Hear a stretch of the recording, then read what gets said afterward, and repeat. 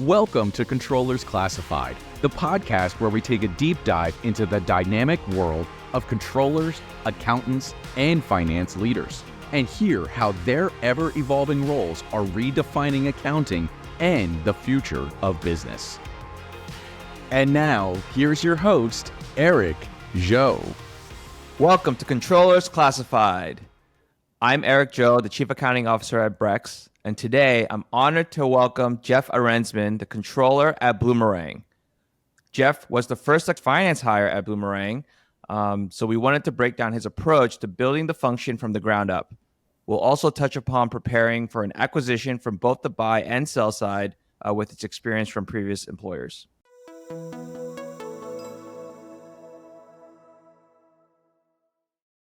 We have a lot to cover, so let's get to it. Jeff, how did you get started in the field?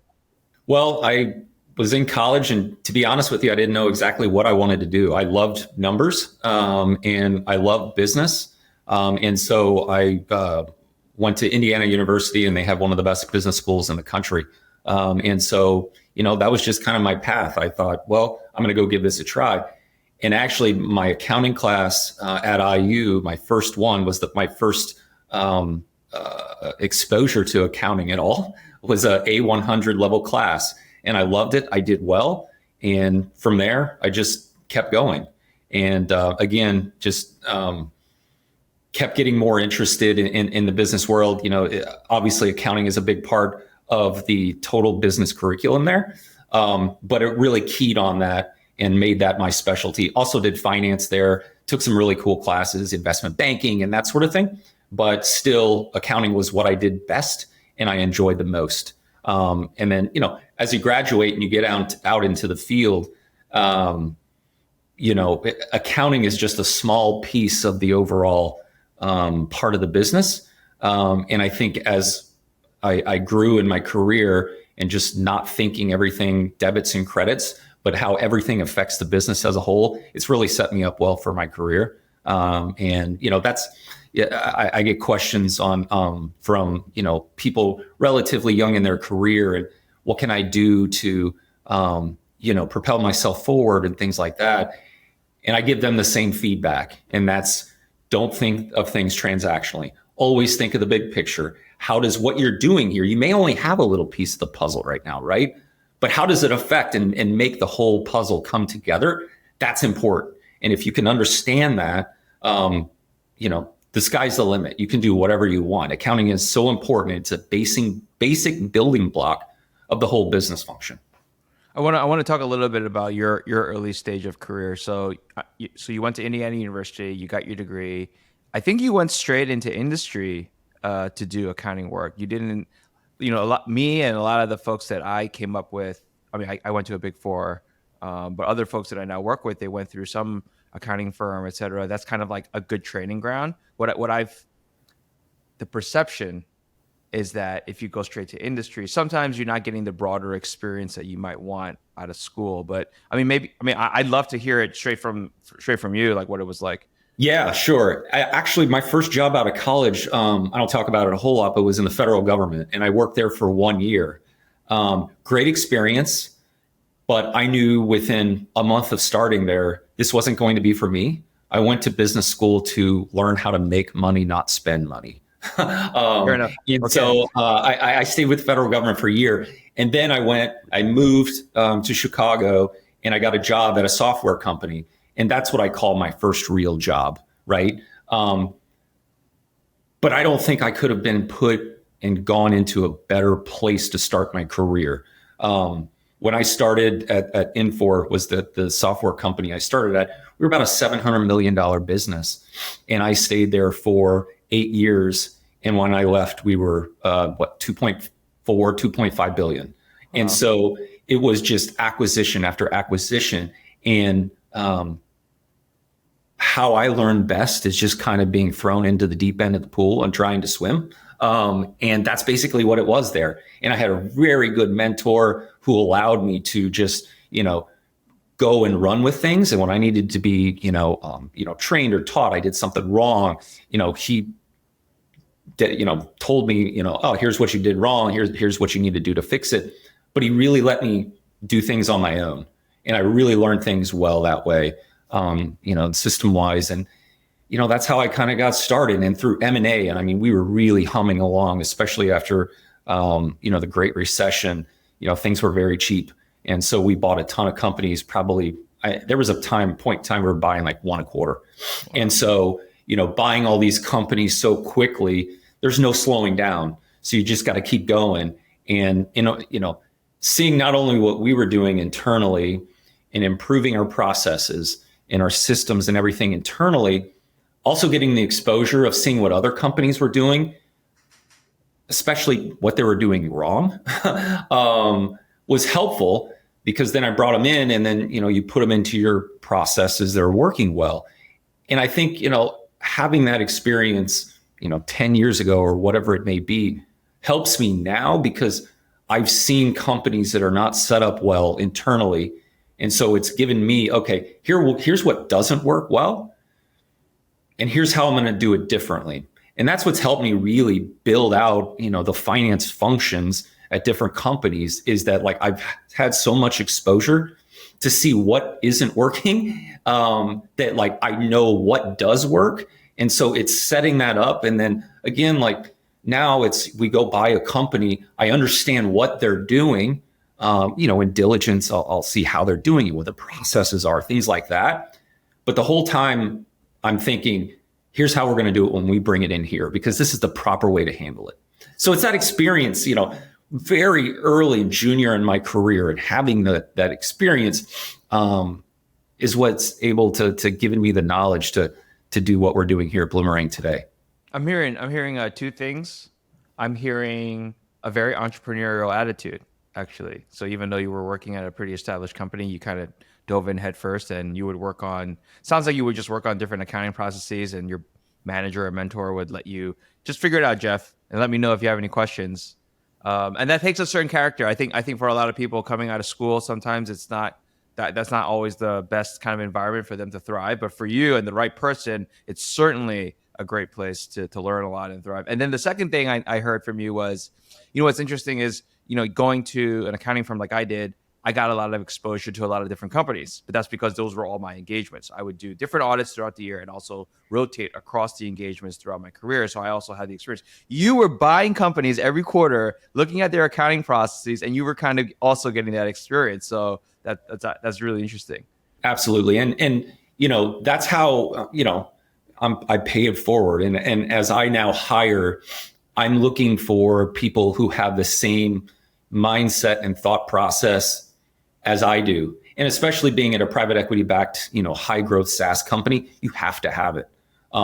We don't sit still here, right? You're either getting better, you're worse, you're never staying the same. So we're always getting better here. And so, I'm finding the same type of person who has that growth mindset, who has that, roll up your sleeves, dive into things. That's what I look for, because when I do bring them in, that's how I train them as well, right? Is giving them things and having them struggle through it. And again, it seems to have worked. Now, it does take the right person, as you've said. Mm-hmm. But if I can find that person, they excel tremendously, because again, they're getting that exposure to so many different things, and they're growing in their career so that they can be the next, controller or whatever it may be. I always tell my employees, I don't care if it's with me here or somewhere else. My job, if you want to, is to get you to that next stage in your career. And so I'm going to do everything I can to be able to get you there. I love that. I say the exact same thing. That's hilarious. I mean, I always think I want the best and brightest. I want the folks that are the most entrepreneurial, the folks that are the most agile in terms of like working in a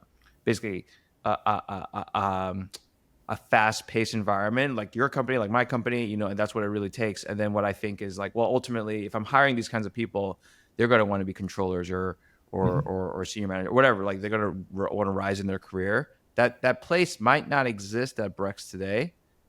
I'm okay with that.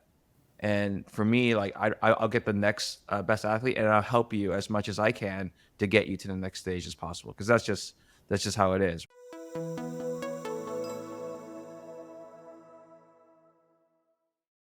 tell me a little bit more about what Bloomerang is, and also, you were the first finance hire there, I think. So what was that like? Yeah. So Bloomerang, we are a donor management platform. And that's what Bloomerang was when I started. We were a CRM for small and mid-sized nonprofit organizations. It'll be almost 4 years actually next month that I've been here. We're kind of transforming ourselves from a CRM solution for small and mid-sized nonprofits to becoming the market leader of all things nonprofit fundraising for small and mid-sized nonprofits. So, again, when I started 4 years ago, we were just a CRM company, right? And then I started, and within 3 weeks, we went out and made another acquisition. So my first 90 to 180 days was a little chaotic. So we made an acquisition 3 weeks after I started. It was another CRM company, but they also had a fundraising platform, right? So that was the play. Pairs Bloomerang, the CRM, with a fundraising platform, making a kind of an all-in-one solution, right?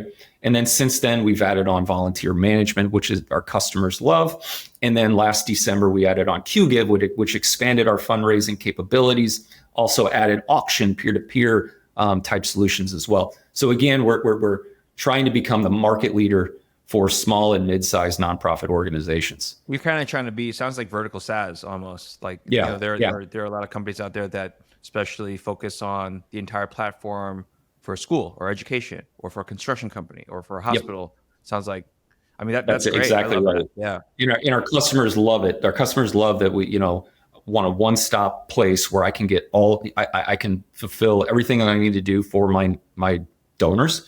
I can go to Bloomerang for that. And so that's what we're trying to build here. That's awesome.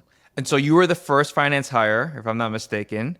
What was that like? Well, what does it take to succeed being the first finance hire at a company like Bloomerang? So first finance hire here. And again, we had talked about it in the interview process that they were in diligence, but weren't sure if they were going to get the deal done.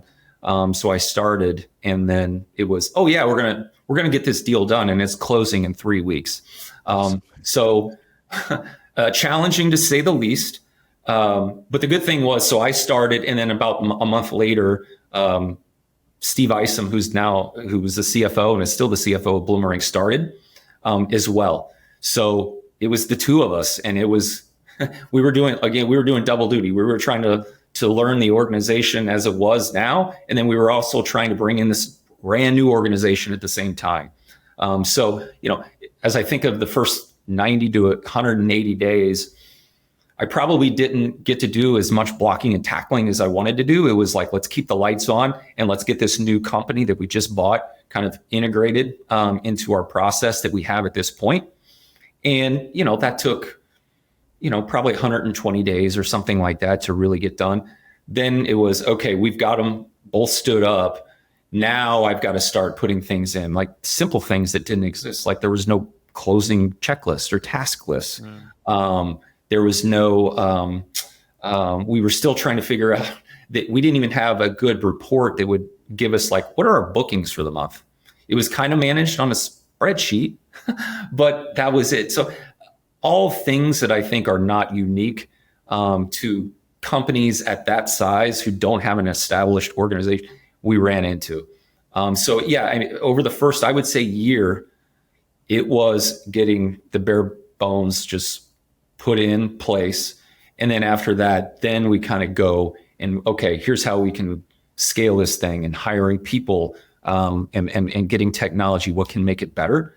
But it took quite a long time just to get things to a point to even say, okay, now we can start doing the things that we need to do in order to scale this thing up to wherever we want to go. So you had a lot of experience, I think, just from previous companies. I know you worked on a different acquisition before, and in your first company, you were acquiring a lot of companies as well. In that first year, it sounds like you were putting together scalable processes, or at least thinking about what the scalable processes will be after you did the integration. What about when you were making your first hire? Like, at what point do you know, okay, now is the time I can start to scale my workforce given what I've built here? Yep. It was at a point where I knew the processes were good, the processes were tight, And now I'm comfortable bringing somebody in and teach them to that process. Again, going back to what I said earlier, being part of so many acquisitions, I've seen the wrong way to do it.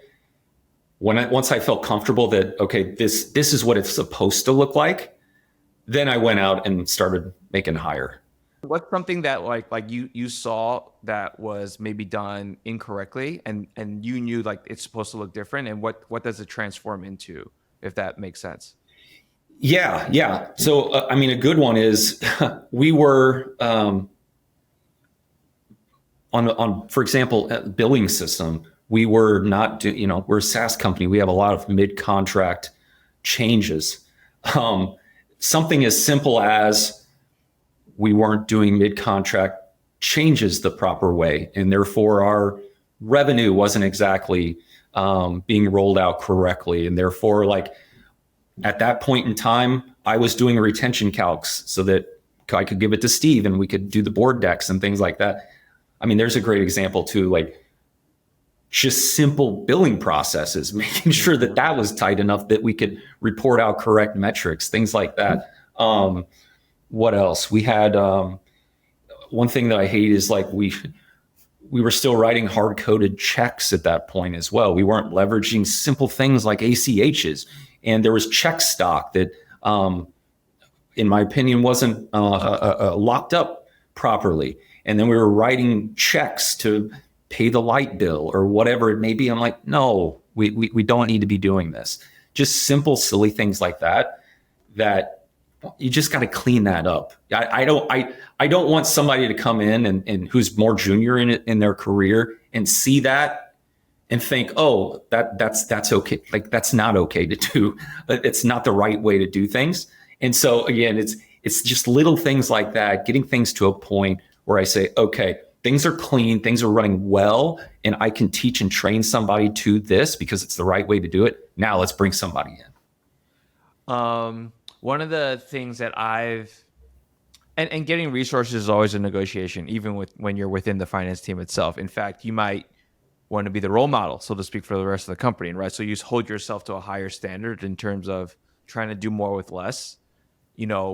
When you were thinking about building out the team and getting the resources you need, and even on this ACH example, I'm sure there was an investment that you had to make to maybe get some SFTP connection going between your bank account and whatever payments software, et cetera, that you had in place for your invoices and AP. How did you get the backing to make these investments for the future, so to speak? Like, what did it take to educate your cross-functional partners or even your boss, et cetera? On these needs? The good thing is our private equity partner, JMI Equity, was well aware of the back office issues. And that's why, one of their first things to do when they came in was to hire a controller and a CFO. So having their backing and understanding, we were fully basically given a thumbs up that you need to go do this and you need to do it quickly. And, going through diligence, when Steve and I came in, we had quite a list of things that came up in diligence that had to be resolved,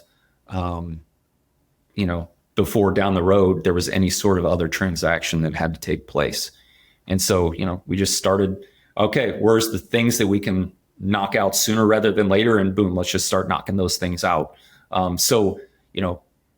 Huge fan of our partners, JMI Equity. They were fantastic.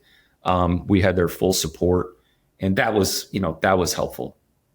And so, you kind of had a leg up because the folks already knew from a business standpoint what a good process looks like. They hired you to do this, and so absolutely. Makes sense. Diligence was, they saw everything in diligence. One of the things that came up was just everything kind of funneled to the CEO then, because there was nobody really who could do it. We had a billing person who was kind of doing some accounting clerk type things, but everything funneled to the CEO, which takes time because they're supposed to be running the company.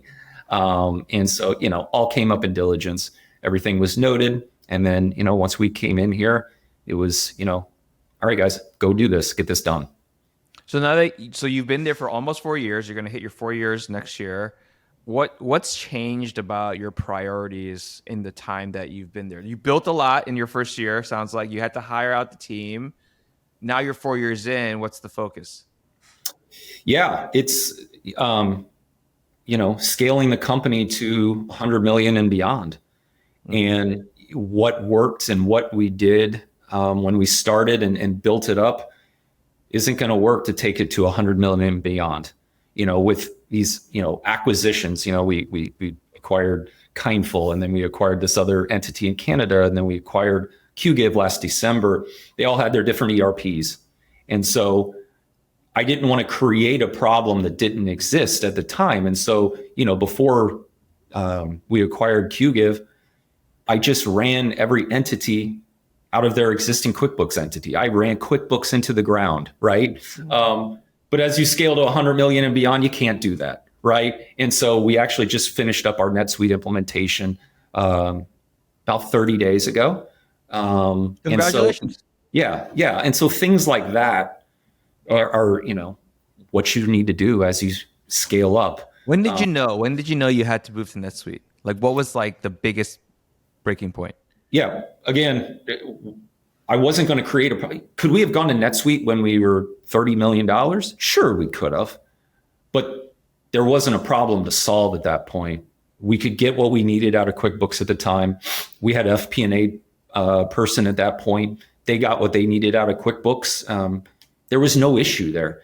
When it became an issue is when we went from 2 or 3 instances of QuickBooks, made more acquisition, and now we were at 6 or 7 subsidiaries, whatever we are. All right, then it becomes a problem, right? I want to be able to run my consolidated financials at a quick click of a button. Then it becomes a problem. And so it was like, oh, all right, it's time now. It's time. And so made the decision as part of the QGive acquisition last December. And 9 months later, we're up, we're going. And it was That honestly was the reason that Brex moved to NetSuite too a long time ago. We had to do it earlier because we ended up spinning up a lot of subsidiaries as part of financing our receivables. So we ended up having a very complex legal structure, just like in our first couple of years. And so one of the big drivers was the consolidation that you talked about. I didn't want to run 12 different instances of QuickBooks across all the entities. So, yeah, exactly. So it's as things pop up as problems, then solve them. Because again, like when we were 30 million, could we have gone to NetSuite? Sure. But I had other things that I wanted. Like I wanted to optimize our billing system, right? We, in conjunction with hiring our first staff outside of myself, we got a new billing system, and getting that billing system up and getting it optimized, making sure the customer portal was good, and you name it. All these other things were much more important than things like that. So again, as you scale, more problems, more things to solve, and they're different than they were when you were 15 million. Now that NetSuite's implemented, what's on the horizon? Because you can do a lot more with NetSuite. There's a lot more integrations. There's a lot of other automation that you could do. That's what I found, at least at Brex. I don't know what's on the docket for you guys. Yeah, we need to optimize more front end, our Salesforce. We're a Salesforce shop. We need to optimize that more for our sales team, because it all flows downstream, and we still don't have auto provisioning. And so my team is still provisioning databases as new customers sign up. And so that whole process needs to get streamlined next year. So that's a big one. Consolidating banking for some of these acquisitions. I want to get that done next year. You don't want to have access to 900 bank portals? No, it's annoying. It's annoying. No. Yeah. And look, again, private equity backs high growth SaaS company. M&A is always on the horizon, right? Yeah. And so I've got to get this stuff done because I know there's more things coming down. And again, because we have good processes and we have good people, and our technology is getting better, it's just more data. And just put all that data into what we're already doing, and we're just going to keep going. We've been mentioning all these acquisitions, both on buy side and sell side, that you've been a part of. Can you give the audience just a technical walkthrough of? Let's start with sell side, front to back. What is it like when you're starting to engage in a sell side process, and what role did you play? And maybe Yeah. also talk about the other side too. That'd be helpful. Yeah, sell side, I generally have bankers who kind of walk me through the process, which is good because on the sell side, it was my first real foray into it. So having them at our side was very helpful for me. I found that having a really good model, bankers may put together a model for you, and I found that to be not ideal because as I'm talking with potential acquirers, investors, how the bankers are looking at it is not how we're actually running the business. So, and it actually goes to how I started like really getting involved in FP&A and things like that is like, I took our bankers models and I reversed engineered them, kind of learned how they were, doing things and how they were, reflecting things in their model. And I reverse engineered how we were actually running the business and being able to then take that to investors and potential strategics, hugely helpful because then I can really feel confident that I'm talking to this in the proper way, and I can back it up as well. And that it was hugely helpful. Having that confidence from others that you really know what you're talking about, and they're not just telling some happy story that's really not there. You can actually show the numbers to back it up. Here's how we're running the business. Here's the trailing 12 or 24 months. And here's what it's going to look like going forward. And really being able to talk to it, you get that confidence and trust. Hugely helpful. That's really meaningful. Once you lose that trust and they're like, I don't trust them. Like things generally go sideways. I think it's really important that, and even in our FP&A model, ultimately, right, there's a bunch of formulas that spit out what our P&L projections will be month to month over the next, call it 2 to 3 years. And there's this whole process where we manipulate, quote unquote, a set of actuals historically, and then that's how we use to forecast the future. And then, yes, those are the actuals. They were manipulated somehow to get to the forecast. And sometimes what you'll see is that there's this cell with just like a number that says 102.6%. And it's like, well, where did that number come from? It's like completely hard-coded, et cetera. And I experienced that a lot, like in my audit days when I was auditing folks for their goodwill impairment and like all that stuff. But even at Brex, like those are numbers that, okay, there was someone that thought about why this is the right number. In fact, there might be another spreadsheet, right, that was used to calculate this number, but we couldn't bring that spreadsheet into this particular workbook because it would have gotten too big, et cetera. There's all these reasons for it. But when I found out, like, oh, this is the reason why it's 102.6%, this is how we quantified these qualitative aspects of how we run our business, right? In my head, I could visualize that, okay, if I had these inputs in terms of like the go-to-market motion or these kinds of this kind of productivity from our sales team, et cetera, then you get to this number it gives me definitely an air of confidence when I talk to other people about the business too. And then I think that just naturally carries over, like you're saying. Right? 100%. Yeah. Once they lose trust or, get a little unsure of what you've provided, things go sideways. So you got to be able to generate that trust and confidence. So now that you've described the business to potential investors or buyers, et cetera, once you get, so there's a term sheet process, you get that, that gets executed. What's next? Like, what's the rest of the process to kind of consummate the deal? Well, then the hard stuff comes in, which is diligence. Although, that's when they really get into the weeds. But again, going back to being part of so many processes on the buy side, I generally know what they want to see and how they want to see it. Mm-hmm. And so really putting together great deliverables, that's the next step and getting through there. And again, if you run things tightly, it generally is like a check the box exercise. Could they, especially in the startup stage, are there things that they find that could be issues? Sure. A lot like sales tax is a hot button item these days, right? I mean, if you're a $5-10 million company, it probably, and cash is an issue. It probably doesn't make sense to, do a sales tax study and remediate sales tax exposure. It doesn't make sense. So things will be found and brought up. But again, if you're putting deliverables together correctly and you're talking to them and generating that confidence, diligence is pretty easy. And then, putting purchase price agreement together and, going through all your, legal documents and things like that, which take a lot of time. Yeah. But again, in the end, it's so much fun. It's totally worth it.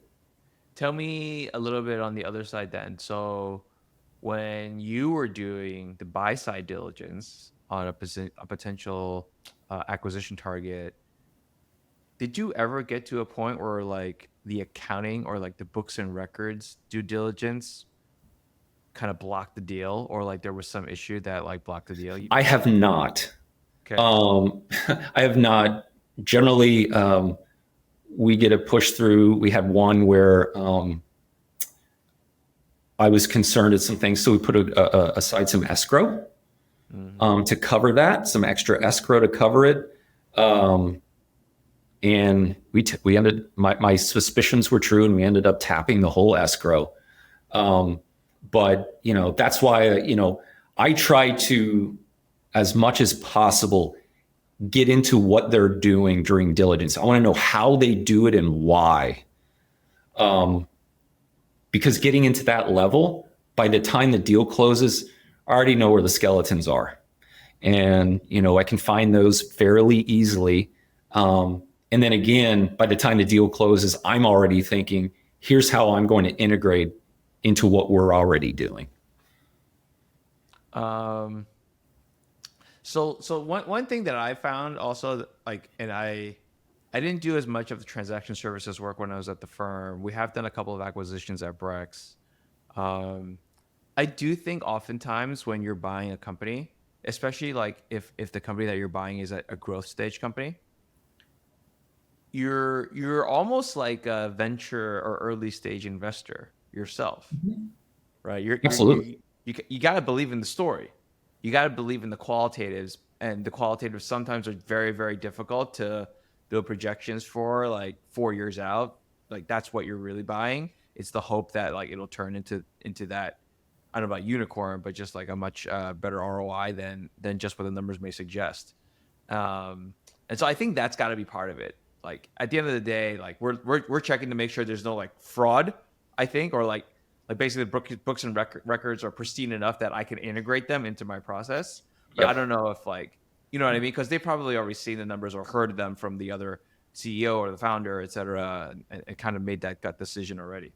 Yeah, 100%. I mean, if I think back to when we sold our business, I worked for a cybersecurity company. We were an MDR provider, and we sold our business to Sophos. They had the vision, and Joe Levy was on our deal. He was the CTO at the time. Now he's the CEO of Sophos. Just brilliant guy. And that's exactly what he had. He had the vision of what we were doing, putting into their existing, their heavily, if not all channel, putting our service into their channel. And it's been amazing. I mean, we were a small, scrappy startup, and it'll be 5 years now. And they have over 30,000 customers in 5 years. So like it was his vision, right? So like it was important, the numbers that I were providing, right? What you just said, make sure there's no fraud and things like that. But it was what it could be trumped everything else. And that's a perfect example of it. And what it could be is hard to quantify. Yeah. Right. Yeah. They one of my things that I had to do before, I left there was forecasting out 3-year, headcount ramp model, right? We had SOC analysts and things like that. And so they wanted me to forecast out the next 3 years of headcount. I thought it was crazy looking at these numbers. I'm like, there's no way they're going to need these many people. There's no way they're going to have these many customers. You know what? They ended up having more. Wow. And it's just amazing. Once you're able to join two companies that really fit together, it's crazy how fast things can go. Maybe just one more question while we're on the acquisition topic. But okay, so now that you've done the acquisition, and whether you're on the sell side or the buy side, right? Like, and I know you have more buy side experience, but what does that post day one, like, or that day one post acquisition process look like? What are the things that you're focusing on to ensure kind of a smooth integration, et cetera? First thing I want to do is I want to get standardization of like chart of accounts, something as simple as that. So that going back to having 3 instances of QuickBooks or whatever it may be, when we consolidate everything downstream, it's easy to do, right? So one of the first things I always do with acquisitions is let's get the chart of accounts standardized so that we can do apples to apples here and report. And that's because you're also not going to migrate all the data day one. So no, you have that's to have correct. a key to move it over and consolidate. It makes sense. Yeah. That is correct. Exactly. Yeah. So I want to do that on day one, right? And then it's, getting from just a month-end close process, like, okay, some of these are so small and again are outsourced. Maybe they don't even have a task list to close. Like, okay, just start putting a list together, everything that they do and how to, and then get it integrated in that. And, generally that'll take 60 days. Like I want within 60 days of acquiring somebody, the normal operations as it relates to accounting, I want it to be integrated in 60 days. Are you on site with those folks? Like, and I know maybe some of your experience was during the pandemic, so maybe that wasn't possible, but are you going on site? And no, not generally, not necessary. Okay. Again, I've seen so many at this point now that I tend to be able to figure things out, and my staff is really good at that as well. Mm-hmm. And so, no, generally we just do it, remote and get into things. So you said 60 days. 60 days means like probably 2 month ends or so. So in that 2 month ends. Yeah. And we have to do it because generally networking capital is due in 90 days. Right. And so you're as part of the networking capital, making sure you got all your adjustments in and everything like that. While you're doing that, you can also optimize your close process at the same time.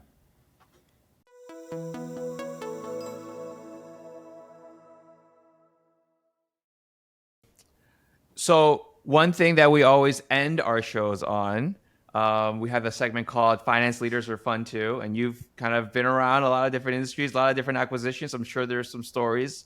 But we'd love to just hear from you, like the funniest accounting debacle. The debacles are my favorite, personally. Okay. I also like accounting jokes as well. So I don't know if you have any to share. Probably one of the most debacles that I came across was I was earlier in my career, and there were expenses that were coming through by somebody at the C level that just didn't feel right. And he was a remote employee at the time, and he was flying back and forth to the office. So there was some, grocery store expenses and things like that to be expected. But something just didn't feel right. And I brought it up to my boss at the time, and he went to the person and they said, okay, I'll stop or I'll cut it out, whatever it may be. And it stopped for, a month or two. And then I started to see transactions go through on his card again that just didn't seem right, out of place. The timestamps were odd, outside of working hours, things like that. And, I brought it up again, and it just kind of got dropped. I don't think my boss at the time really wanted anything to do with it. And it just really bothered me. And so, I went to him directly and I said, hey, I'm seeing this again. Like, what's going on? He's like, there was always an excuse. And so, fast forward another week or so later, he's not even on site. And I see some transactions take place about 3:00 in the morning at a grocery store or a drugstore. I can't remember. And so the next morning I call and I said, hey, like I saw these transactions, like, was this you? No, not me at all. Not me at all. Better cancel the card. Wasn't me at all. And it still didn't feel right. But I did cancel the card, and I thought about it all day, and I said, I'm going to see if I can do something. I called the drugstore, and I got a manager who seemed very cooperative, and I said, I have this transaction that took place at this time. I said, can you send me the picture on your security camera at this timestamp? And they were super cooperative, and they said, sure, give me an hour. Wow. And an hour later, I had an email in my inbox with the picture, and it was my employee making the charge. I called the store back. I said, this is perfect. Exactly what I needed. I said, can you give me the receipt? Sure. So they sent me the receipt of what he was buying, and he would buy, a pack of gum or something like that. And then he was buying hundreds of dollars of gift cards. So he was kind of stealing money from the company and masking it, buying one thing, but buying a bunch of hundreds of dollars of gift cards. And so I had everything I needed. At that point, I had picture, timestamp, and receipt, and he had to be terminated. So I went back and I just looked at all the transactions that had taken place over the months, and I think it ended up being like $15,000-$20,000 before I finally put a stop to it. But again, earlier in my career, but you know what? It just didn't feel right to me, and I'm like, no, we're gonna figure this one out. And so that is my biggest expense report debacle. That's why you need receipts, and that's why you need automated receipts that Brex provides. I'm going to do a little spiel here just for Brex. Please do. Yeah, so like people get per diem when they travel, right? And so yes, per diem is like $75. Maybe like for a lot of companies that's immaterial, but at scale, and if you have a lot of people traveling in your company, that $75 adds up. And the thing is, like, at the end of the day, there might be someone that you have a $75 per diem. You go to the drugstore or grocery store, you buy like a bottle of water as part of your per diem. What's to prevent you from buying that bottle of water, but also like buying a $50 gift card, right? And it's not for food. You can probably get by with the other $20 the rest of the day, right? And like you spend the gift card on something else. Like you're trying to just maximize value to yourself from the per diem. And so at the end of the day, though, like, sometimes capturing all the receipts as an employee, and especially the fact that most of the employees are probably good behaving employees and aren't going to do stuff like this, are you going to really punish the entire population and force them to manually capture receipts when you're really only trying to solve for a select few that are going to be there if your company is big enough? And that's where, so Brex, we automate the receipts because we have a direct connection to MasterCard. And so when you buy stuff at the drugstore on the card, we will give you that detailed itemized receipt capture attached to the expense on the dashboard so that you can actually see, oh, this is something weird. You see the itemization is like this bottle of water and then like something else for Lowe's or something. Or like it would have been it would have been good to have that, but no, this was a kind of a legacy Amex card program. And so unfortunately we did not have that. And this is what happened. So I thought my detective skills were pretty good there. That's awesome. And we had to take care of it. But you got to be pretty smooth talking to get a random drugstore to just give you the security camera footage for all that, right? Like, and I found a cooperative person. Yes. But again, it was continuing to happen. So if that person wouldn't have cooperated, I would have found one. I would have found somebody. Yeah. Jeff, it's been a pleasure. Thank you so much for taking the time to be on the podcast today. Absolutely. Appreciate you having me. Take care. Thanks for tuning in to Controllers Classified, presented by Brex. Brex is an AI-powered spend platform with global corporate cards, expense management, reimbursements, and travel. Visit Brex.com and follow Brex on social to see how they can take your accounting game and your company to new heights.